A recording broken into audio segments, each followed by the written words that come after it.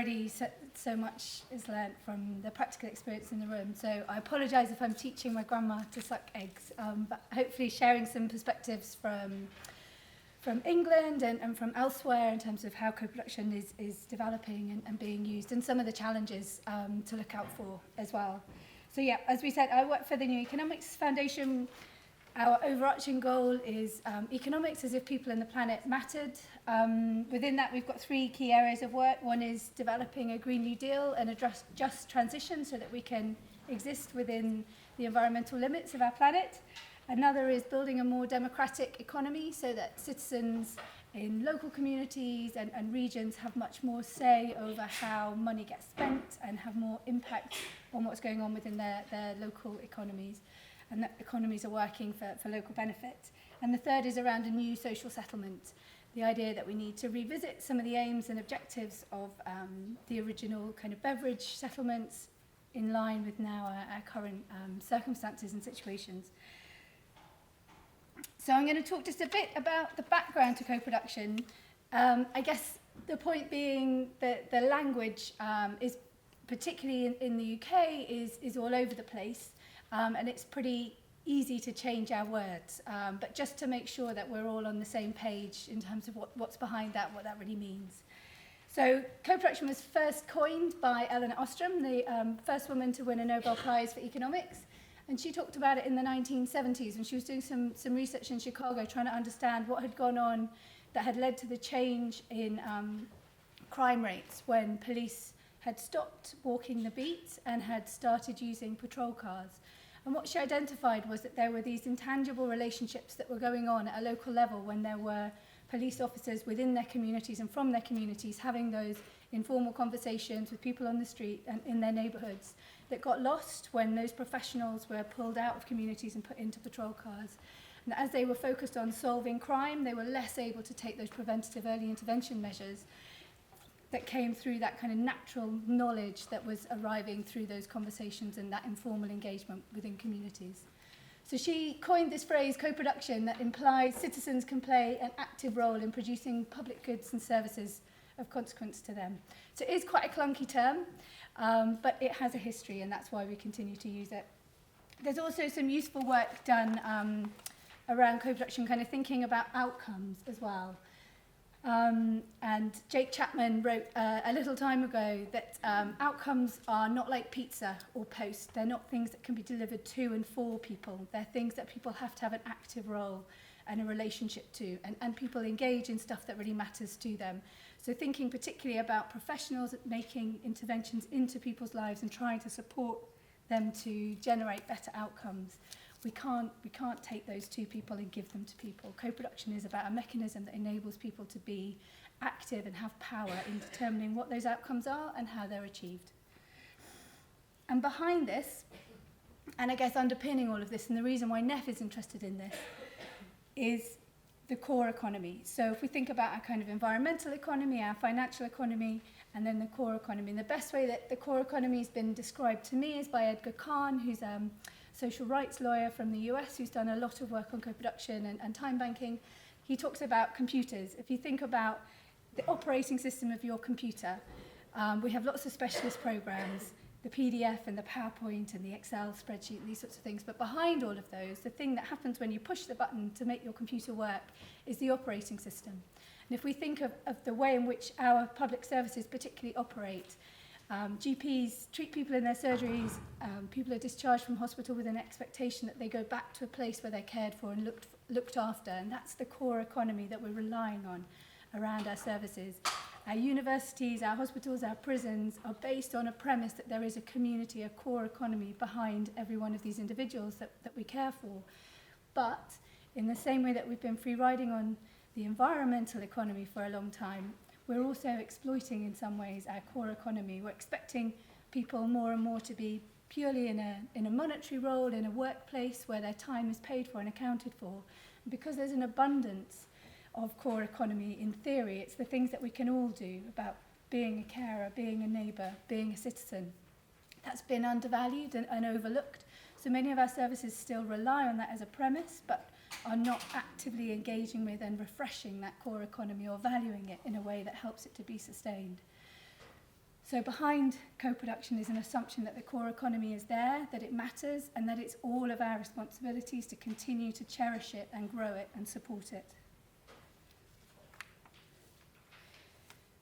So, defining co-production, it's here as a definition that we worked up in England in a room with the people that were in the room at that point in time. But I share it as a starting point, and I would say, and I think what came through the conversations before is the importance of language, and language that matters to people, that is shaped by people, and is of people's own experience. So this is something that we did in 2012 with a number of people with lived experience, with organisations also that were involved in co-production, trying to capture some of the essence.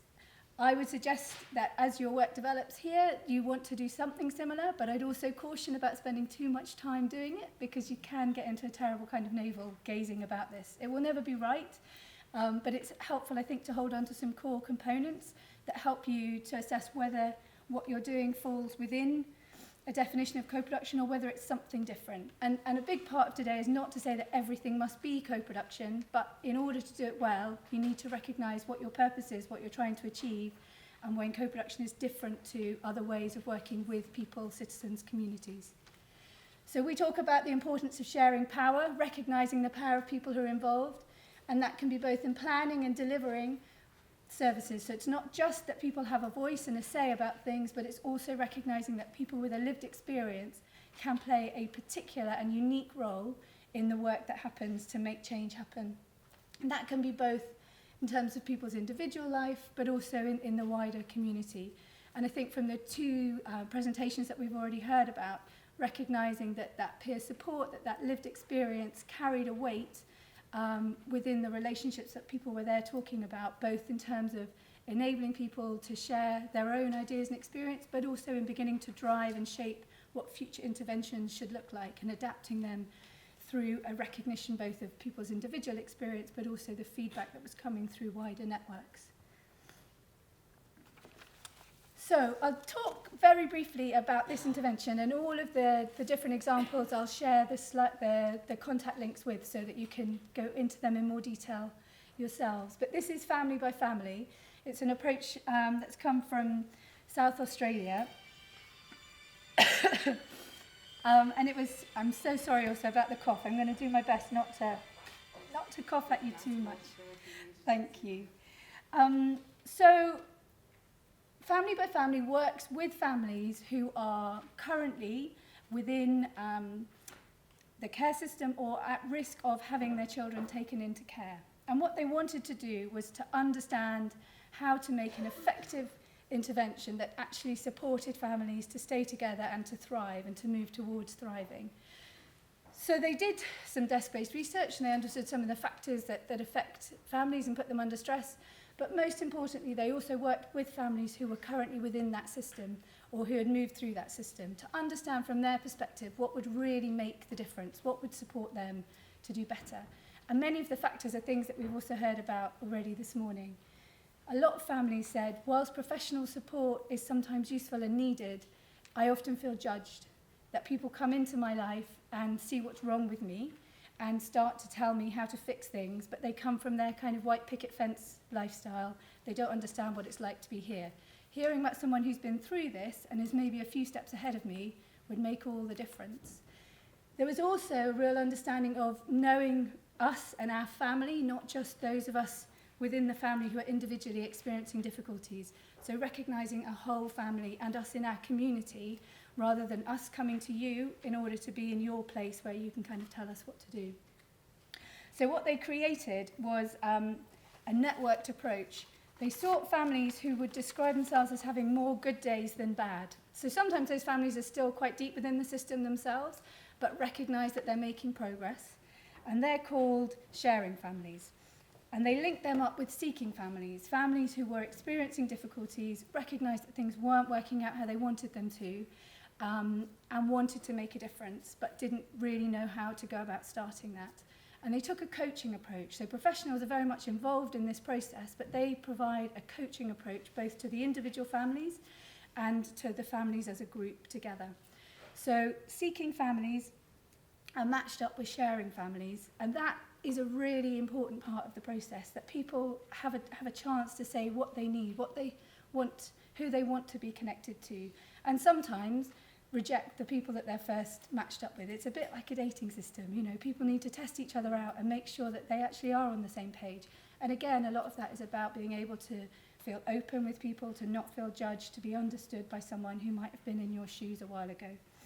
The sharing families are able to share their own personal experience, but also because they're locally based and they're often within a very close geographical distance, they can begin to support people to get beyond just their own home setting and start to think about what exists within their community and how to connect up into those things. And quite often it's about helping people to get back out. The seeking families often talk about shutting down, feeling that they can't get down to the football club anymore because there's always a bit of a showdown. The kids play up, it becomes embarrassing, they're judged. So they're stepping back and increasingly kind of isolated and lonely. So having that support from another family who's been there and can support you through those processes has been really significant. It's not about creating new services necessarily, but about supporting people to feel confident in going back into the stuff that's already there. And then the professional's role is very much supporting both the seeking and the sharing families through setting their own individual outcomes measures, what they want to achieve through being involved. There is financial support for the sharing families so that their time is recognised and valued, and they get training and support as well. Some of that can be CV type skills and accreditation for the work that they do, but recognising that that time is really valuable and important. And the evaluations from the work has shown that for every Australian dollar invested, it's saving $7 in terms of more expensive interventions required later down the line. But I think for me the most significant thing is the families who are part of it, those families who are coming in as seeking families often move through the programme and become sharing families, able to tell their story back to other people, but also people who are part of the programme are actively recruiting other families to be part of this network. So if you think about a typical social services intervention in England, there's not many families that would even tell their friends and neighbours that that was happening, let alone encourage other people to get involved in having a social worker on your doorstep. But this type of intervention is one where families are reaching out and sharing their story with others and encouraging people to be part of that.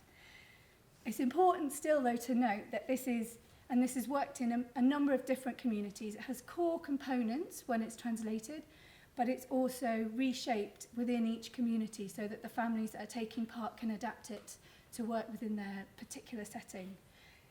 But at the moment, it's still running in parallel to existing social services rather than being able to replace them yet. And this is one of the tensions ongoing with co-production, the point at which it begins to replace some of the work that we know is not working as well as it could do, rather than just being kind of an additional nice to have.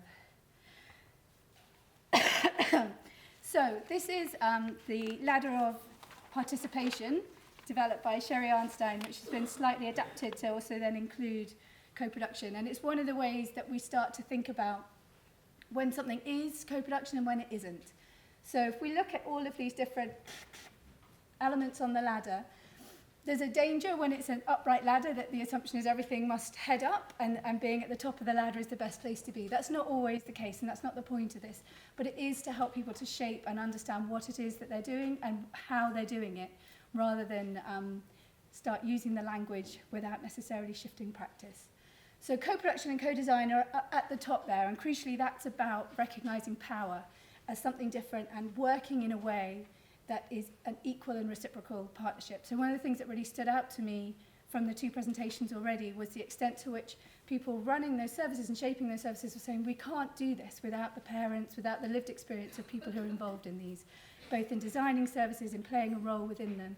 This is about a reciprocal relationship and us recognising that that lived experience that people bring is different to the professional trained experience that people get, but is equally important. And it's when we can fit these two things together that we begin to actually get these amazing results for people, because we can get it right, because we can understand with a direct insight from people about their own lives and their own priorities.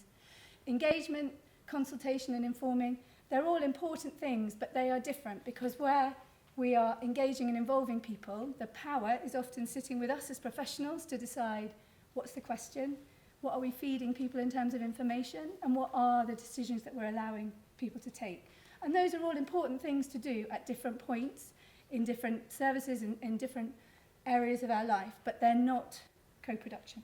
So it's about saying, know what you're doing. And often, some of the challenges in co-production is people want to do co-production, they don't have a great deal of time, they charge into it, and they try to involve people in a decision where actually most of the decision has already been made, where you don't have a chance to decide what the question really should be, and you get stuck in a messy engagement consultation place where people think they were invited in to something quite different.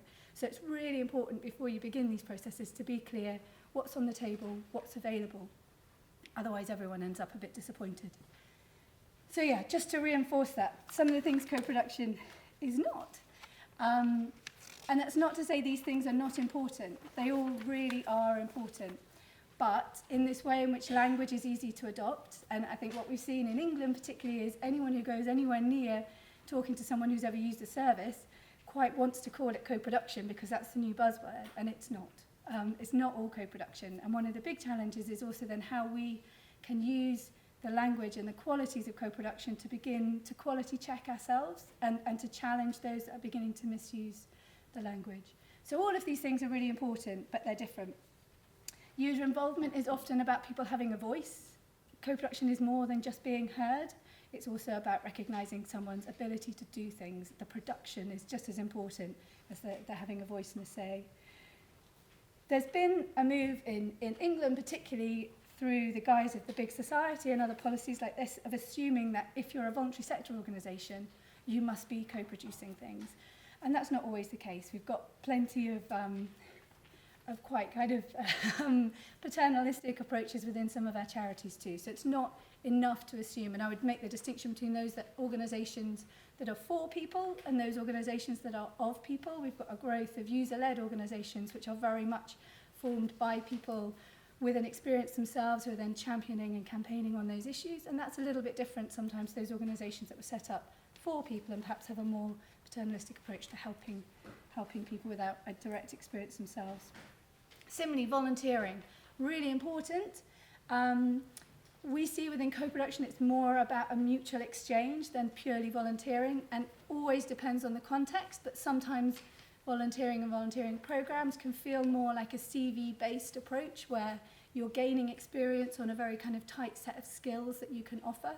Many of the people who are involved in co-production wouldn't recognise themselves immediately as having skills beyond their lived experience, but their lived experience is about coping and getting by. If you use language, we did some work on co-designing some services with parents and adults with autism, and one of the questions initially was what are the strategies that you would share with other families? And parents said, we don't have strategies, we just have some tips. And we can share some tips with other people, and we do that all the time. But it took a long time to get to the point of recognising that strategies was the block, not that people didn't have plenty of experience and a wealth of ideas to share. So volunteering can sometimes professionalise people consciously or unconsciously, whereas this kind of mutual reciprocity is more important. Engagement and consultation, important, but as I was showing in the last slide, don't always recognise where power lies and try to shift power in a different way. So it's really important always to go into those processes recognising whether you're there as a paid professional, kind of where your power is and how that's experienced by other people.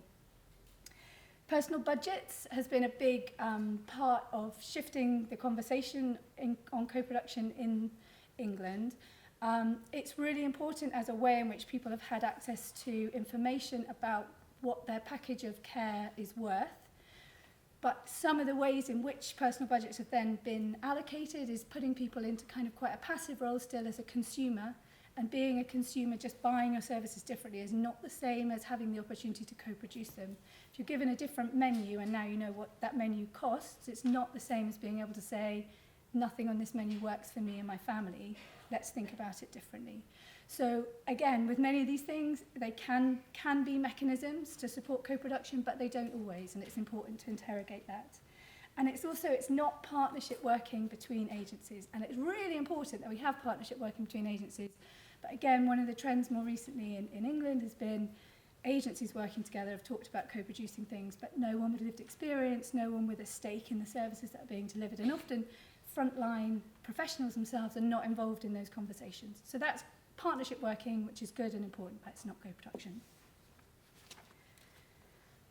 So what we have done as NEF is look at co-production happening around the world, around the UK in lots of different settings, and tried to pull out what are the key things that are common to all of these approaches, because it's happening in housing, it's happening in criminal justice, it's happening in schools, it's happening in childcare. The settings are very different, but what are those common principles that you can see in all of these approaches? What makes these things similar? The first, and what was really great for me, was hearing within the people talking earlier how all of these principles were alluded to in one way or another. So the first thing is seeing people as assets. So moving away from people as passive recipients of services or burdens on the system, problems to be fixed, and recognising actually that people have power, have agency, and need to be recognised for the value that they bring. All of us have stuff that is difficult for us, that we can't do, but we also all have assets and resources, and sometimes it's our lived experience that is that resource. And it's then about building on people's capabilities. And so hearing Gary talk about opportunities to experience things that were positive and reinforcing for people, in order not just to say, you're here and that's great, you're an asset, but actually also to be physically doing and involved in things that allow you to recognise the value that you can bring and to build your confidence through that. And by building people's capabilities, also growing opportunities to tackle those issues that are more difficult and more challenging. And this is really difficult in a lot of services where the only way that you get access to those services is by having a problem. And in some ways, the bigger your problem, and definitely in England under austerity, your problem needs to be way up here before anyone can acknowledge you and give you room into this service. So working in this way, with a backdrop of services that can only accept you on the basis of your problems, is difficult. It's really difficult. This third element around mutuality and reciprocity came through so beautifully in what people were talking about earlier, but recognising that professionals can bring their skills and experience, their understanding of a wider system and their learned experience, but that sits alongside lived experience. And sometimes people need to be able to ask for help in order to give people the opportunity to help. That people often, we're all conditioned to know when we go into services that there's a professional there that knows their stuff. It's only when that professional says, I need your help as much as you need mine, that we can begin to kind of build bridges between those things. So it's not just thinking that in the background, but it's being quite explicit in how we work around that. Another big element is investing in networks. So there is kind of scope for one-to-one support and relationship building, but recognising that it's through networks that people can really thrive. And often those networks are about, again, we heard this morning, sharing an experience, sharing strategies and ways forward, but recognising that people need to be within networks in order to thrive and continue to develop beyond a single service intervention. We did some work with mental health services. Sounds a little bit similar to the circles of support that we talked about earlier, and asking people where their key networks were. And many of those networks were the professional services that had a role in their life. But beyond that, there were not people, citizens, the core economy, that are all of those things that enable us both to play a role in supporting other people and to be supported in our ongoing relationships. So again, hearing about the networks that we're growing, and the idea that this goes beyond a service into a friendship, into a relationship, into something that people do for themselves and between themselves, is really, really important.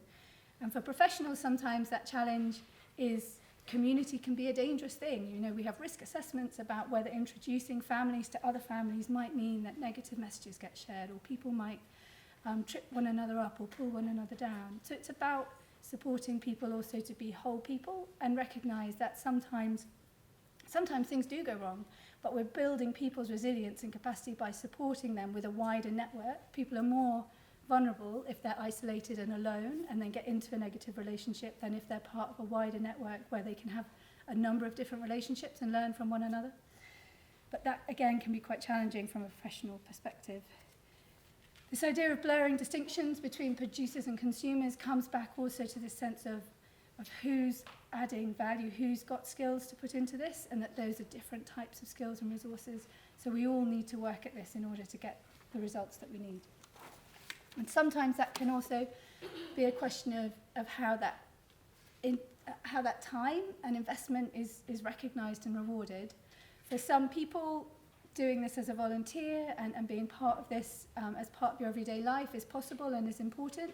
Sometimes people are wanting to get accreditation and skills and training as part of their investment in co-production. Sometimes it's about paying people and making sure that people's ability to physically be there is accounted for, whether that's providing the childcare and support that someone needs or the travel costs so that they can turn up, or making sure you're meeting them in the place that works for them rather than having them come in to your offices on a Monday morning. Can you be at the community centre on a Saturday where people would be anyway with their families? And this leads to a sense that the role of public service professionals is much more about facilitating services rather than directly delivering. So if we're looking at co-production, it's not that kind of popping in and doing stuff to people. It's not managing a caseload of lots of people that you are directly responsible for, but it's about supporting those people to flourish and to develop and grow within their lives. And your role is recognising how your trained experience and those other networks and resources that you're aware of can support people to do that. So, hang on. So this I use kind of quite often now, and it's an increasingly negative slide in England, again because of the ways in which co-production is shifting. So the line across the top is asking kind of who's playing a role in designing services. Is that professionals designing services themselves? Is that professionals designing services with people, with families? Or is that families designing services for themselves? And then down this delivery angle, again, whose role is it to deliver those services?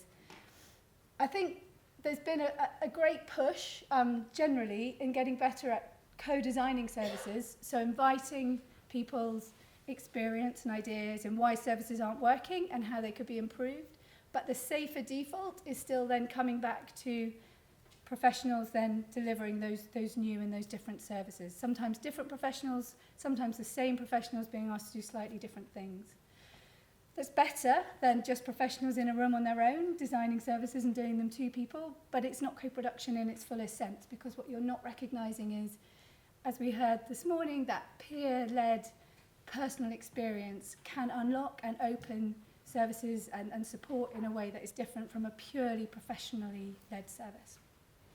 What we're seeing in England a lot with austerity is professionals designing services and then training people to go out and deliver them for themselves. So the research still prioritising the stuff that professionals think is important and know most about, but then training up families, or some work that was done recently in London around health champions, so recognising groups of parents and families who were from communities that were most likely to suffer from diabetes, being trained as mini health professionals to go back into their communities and give lots of public health messages about avoiding diabetes without ever really asking those individuals who are at risk of diabetes how it felt for them, what was going on in their wider community, kind of what recipes they knew and would want to share and exchange with other people.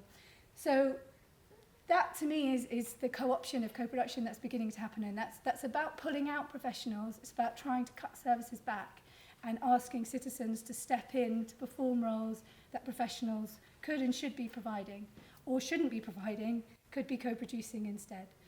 So the big risk in all of this, particularly around funding, is co-production being seen as a substitute for professionals. And co-production can only happen when you've got those professionals alongside people using services. It's about bringing in additional resource through people's lived experience. It's not about removing professionals from the equation. So we would say really additive co-production is where you need to be. It's not about removing professionals from the picture. It may mean slightly redeploying the way in which professionals are used, but it's not about an excuse for taking people out of the picture, because part of the co is that vital lived experience, learned experience that professionals bring as well, and that's partly about the training and skills that people bring. It's partly also about access to services and ways in which you can navigate and change some of those wider services too. So I'll just run through a few practical experiences. Some of these might be familiar to people, so I'm sorry for that. And I'm not going to do loads of detail, but again, there's background on each of these, so people can go and look for more about it if you want to.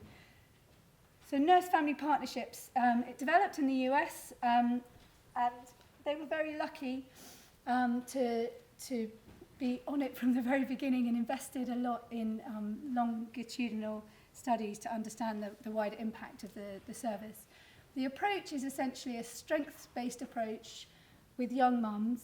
The service starts working with mums at the point of being pregnant, and it pairs a community-based nurse with a young mum. But it's not just working with that mum, it's looking at that mum within her family and within her wider community. The idea is not that that nurse is purely there on a health basis, but it's about supporting that mum to flourish and thrive and prepare for and then support their new child over the first 2 years of their life. It's about very proactively supporting parents to also grow their own social networks and access broader community resources. But it's about recognising that sometimes they'll need confidence and support in doing that. It's sometimes about joining those mums up with other young mums also so that they can support one another. But it absolutely starts on a strengths-based approach. So whilst the label of being a young mum carries with it many stigmas, it starts from a perspective of recognising that every mum wants to do the best by their child and that there may be a number of barriers in place that will make that harder for them. And the role of the nurse is then not just to support the mums to do well, but is also to feed back into a system that says some of the barriers that are here are structural, and we might need to also then think about where and how some of these structural challenges can be made. I don't know that they've been hugely successful in the structural challenges, but it is trying to then draw out some of those wider lessons. And again, from the US, they're showing for every dollar invested, there's between $3 and $5 worth of savings. A lot of this is around preventative measures. So by supporting families to do well in the early years, you're preventing longer term, more expensive interventions, and you're supporting children to have closed the gap at the beginning so that they're not then struggling always to catch up once they're into longer term education. The other bit for me that's really important is 82% of those mums who were offered the programme remained in it through to the end of their child turning 2. So it's a long-term investment for families to make, sometimes families in quite chaotic circumstances, but there's a value in it that families are sticking with it, that mums are sticking with it.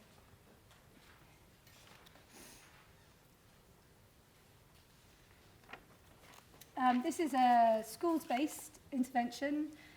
Again, randomised controlled trials, and it's listed by the United Nations as an evidence-based intervention that has success. It's called Families and Schools Together. It starts off as an 8-week group programme in schools, supporting families that need a little bit of extra help. One of the things that's really important within this programme is that the professionals who are involved in the programme are learning alongside the parents that are in the programme. So teachers and professionals within the school are members of the programme at the same time as families are. So the idea is that people are learning together, that people are there as people rather than teacher whoever and parent whoever. The idea of getting beyond being judged, and the word being judged came up a lot earlier, is really important, that people can be vulnerable in the programme and support one another. Everyone that joins knows at least one person before they're signed up. So the idea is that it's not a network of people who are thrown together. The groups are never more than 10 families at a time, because to create that sense of support has been really important. So they've capped the numbers that can take part at any one time in order that people can genuinely make relationships with each other.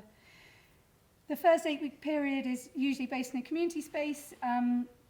There are some kind of interventions around learning peer support and coaching techniques. There are specific pieces of work done around parenting techniques.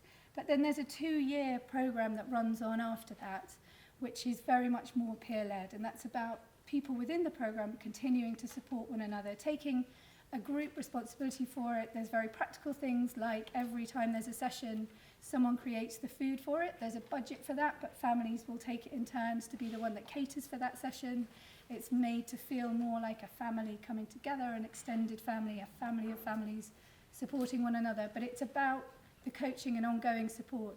I'm sure all of us have experienced those things where you go and you learn something new, and that's great. And then 6 months down the line, you find that you're not quite doing the thing you thought you were doing anymore. The intention is it's supporting people to continue to try to make changes, but also to understand when changes aren't happening and why that is. The fact that it is this kind of wider learning together is quite significant. And I was chatting earlier with Eileen, and she was talking about the setting of some of their work having been in a school. And there is this kind of underlying power dynamic there around parents being, I'm a parent of a 9-year-old, and I go in with all sorts of ideas to talk to my daughter's school and find myself quite quickly on the very small seat with a professional on a big seat, and a weird power dynamic calling the headmaster Sir rather than Greg, and all those things starting to happen. So they are quite conscious also in how just the physical space can also impact the dynamics, and for families who are maybe struggling and school hasn't been a positive experience for them, thinking about how you can shape some of that and whether there are better places to do it is quite important. So power lies not just in the people, but sometimes also in the physical place in which you're meeting and doing things. And then co-production in childcare. So the Family Friendlies Nursery is something that I've been working on for the last 12 months with parents down in South London in Lewisham. We're learning from childcare co-ops that are much more prevalent in other parts of the world, but have been kind of dying out in the UK in our nursery sort of sector. It's recognising that parents have a lived experience and also often want to play a proactive role in their children's early years, but increasingly are in a consumer role within childcare. So you get, in the UK, you get free hours, you get a number of free hours, and your role is to go and shop around and find a place. Most places don't want to take all your free hours, but find a place to use and then drop your child off, and at the end of the day, get a piece of paper often telling you whether their nappy got changed and what they had for lunch. It doesn't tell you whether they laughed, who they played with, where the relationships are. And as a parent, it's quite an isolating and lonely experience. And I've definitely had the experience of sort of scattering down a street, trying to catch up another mum going, I think our kids quite like each other. Do you want to do a play date? And you feel a bit weird doing it. So the approach here is much more of a nursery as a hub of the community, creating a family of families and recognising that the skills and experiences of parents can strengthen and broaden the work that's going on within a nursery, but also by supporting parents to take part in a nursery setting, you can improve the home learning environment as well. So, and there's some financial savings that can come from this approach too. So there's a nursery that we're learning from in Bethnal Green in London. The average cost of childcare per hour in London is £6.50. In Bethnal Green, it's £3.30 at the Scallywags nursery, and that's because parents take it in turns to do shifts alongside the childcare professionals. So that might be taking your turn to help create the lunch for the children. It might be as an extra pair of hands in the setting alongside childcare professionals. Everyone who takes part gets a strong induction process. You do a DBS check. You understand about food hygiene and these sorts of things. But you also get all of the practical skills of being alongside professionals who are parenting a whole group of children and pick up those kind of tips on how that's working. So I was part of a childcare co-op when I lived in Canada for a year. My daughter was one of the youngest who was in the setting, but there were other parents there with 4 and 5-year-olds when my daughter was 2. You saw what was around the corner. You understood how children were developing, and there was an awful lot of anticipation, which was really, really helpful for me. But also you saw everyone else's kids at their best and their worst. And what that created was an opportunity for parents to start talking about when things go wrong, when it's difficult, how are we coping with some of these things that are arising.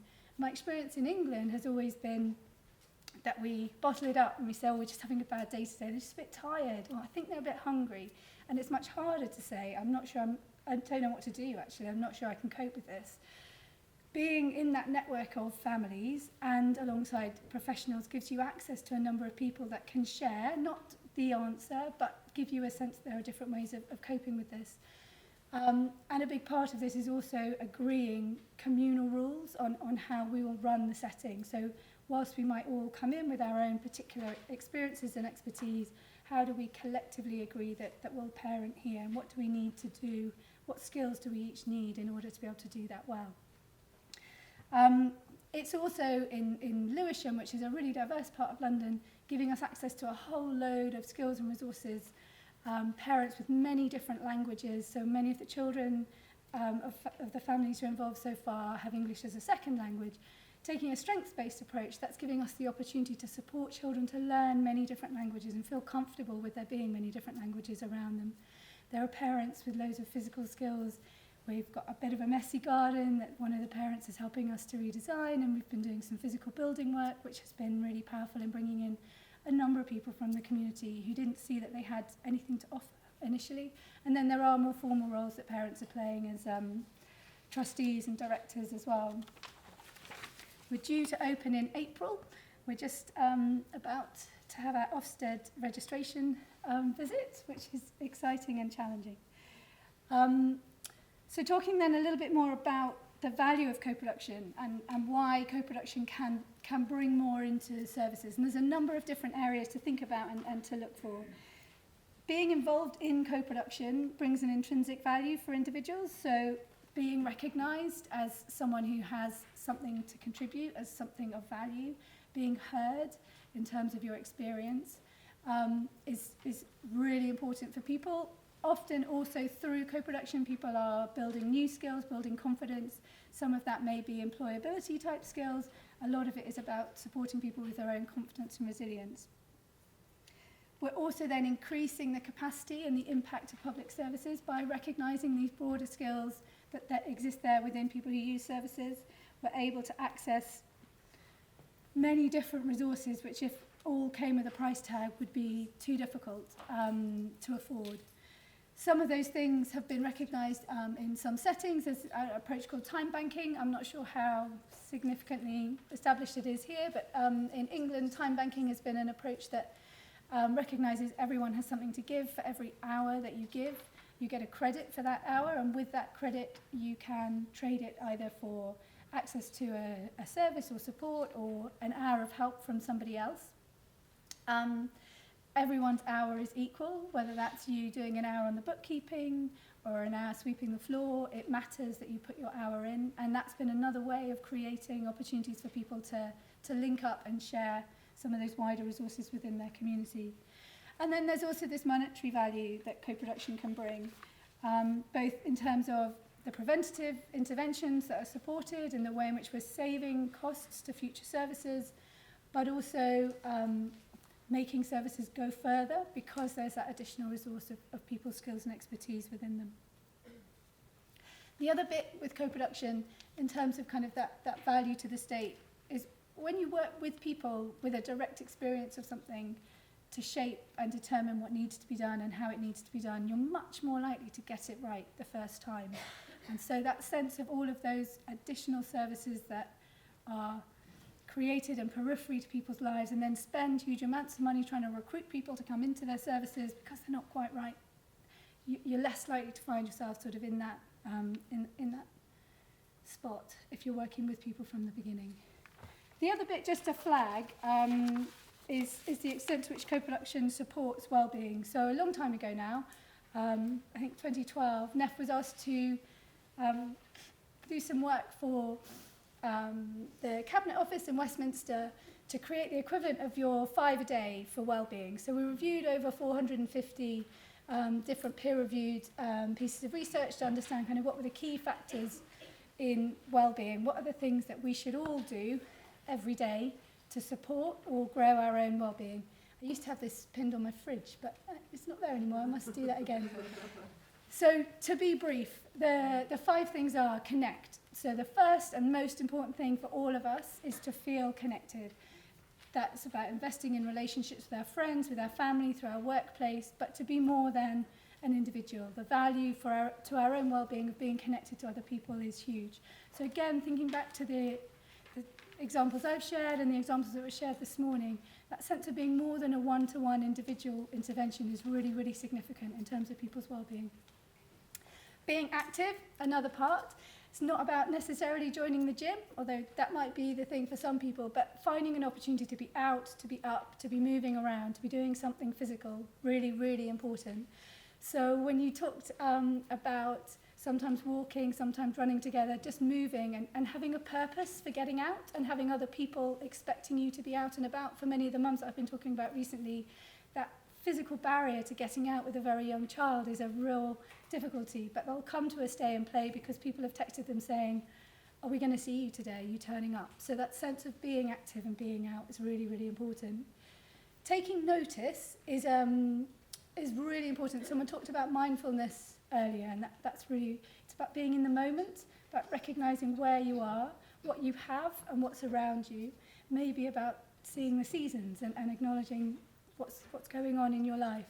But it's about trying to move away from a long-term reminiscence, things were better before, or once this magic thing happens in the future, everything's going to get better. It's about being comfortable with being in the present and recognizing what resources you have to be in the present and what you have around you.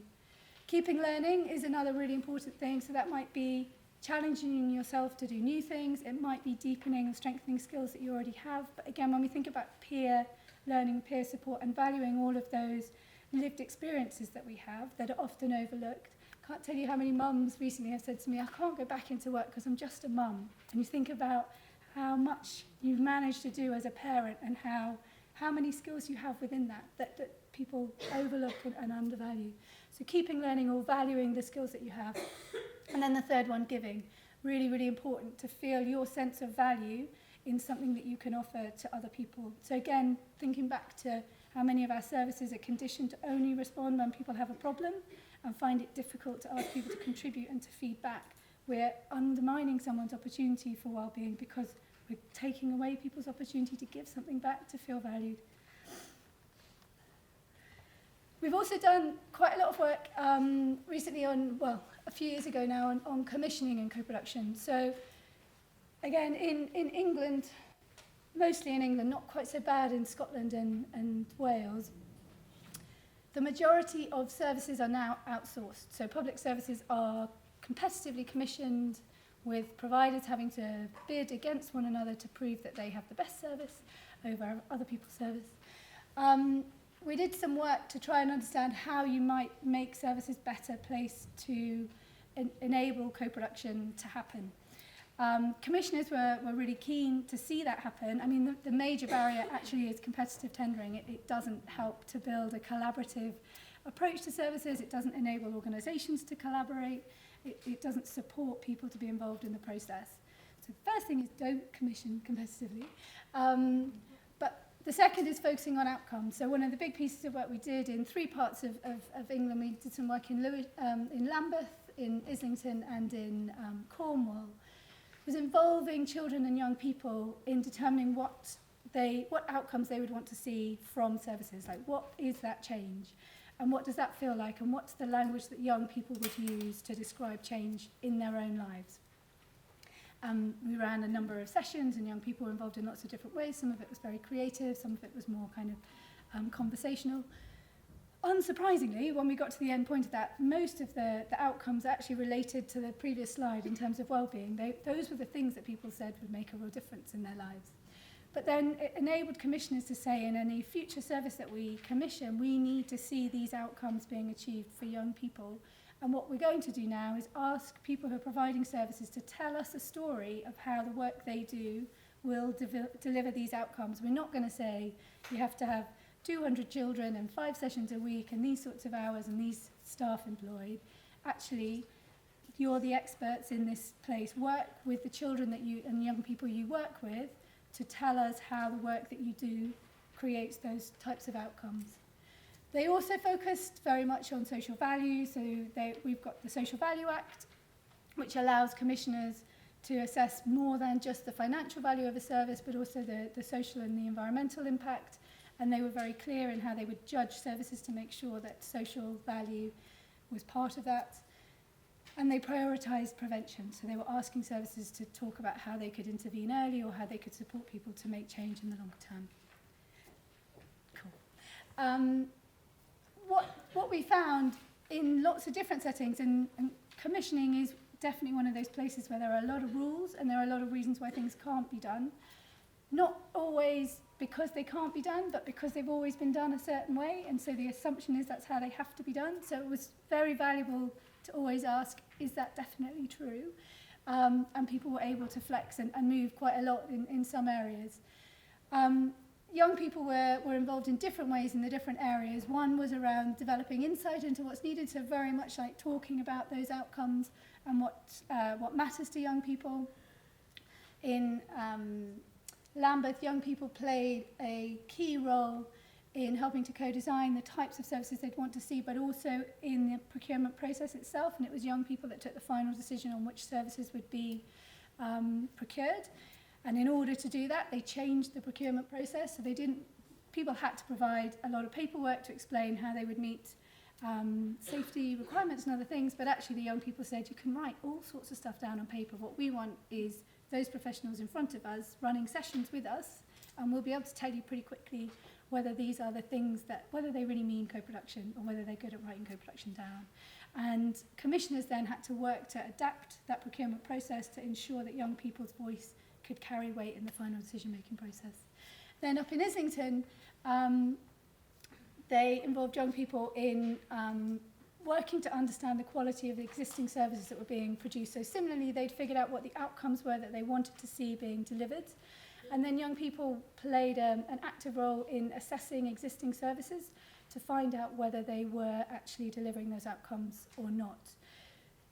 With a view to then encouraging those providers to adapt and improve their provision if they could, and longer term potentially stopping funding some services that weren't delivering on the outcomes that young people said were important. So it was involving young people very actively in the process, but it was also ensuring that there was power behind the voice of those young people. It wasn't just something helpful to have alongside, it had an impact. So then just very briefly, how it's going in other places. I think I've talked a little bit about some of the problems in England. We have got some policy. The most recent Care Act explicitly talks about co-production. The Commissioning Public Services, the Social Value Act from 2012 is helpful in thinking about how to build in social value, which creates space for co-production in some ways. And there's also a Localism Act from 2011, which is in some ways helpful about trying to bring power back more locally to people to determine services that they need. But it's not very joined up, and unfortunately, in recent years, with austerity biting in the way in which it has, co-production has increasingly, I would say, become words without action, and it's very difficult to push back on that because we don't have a strong group of organisations that have a responsibility around the quality of the work that's going on. So the language is picked up all over the place, but too many places now, I'd say it's a cover for cuts to services rather than genuinely about building power locally. In Wales, there's some really good stuff going on and some exciting stuff to learn. They have some very good policy. The Social Services and Wellbeing Act quite recently is very strong on co-production, on prevention, on early intervention, and the Wellbeing of Future Generations Act as well give really good opportunities for integration across services, which is really, really important, as well as explicitly calling for co-production. The challenge is if co-production is just one person or one organisation's responsibility, it sits over here alongside everything else going on as normal. What it should be is a thread that fits across everything. So when local authorities have been in touch and said we're recruiting for our co-production person, it's sort of filled with dread, because actually one person can't do this alone. It has to be woven throughout organisations.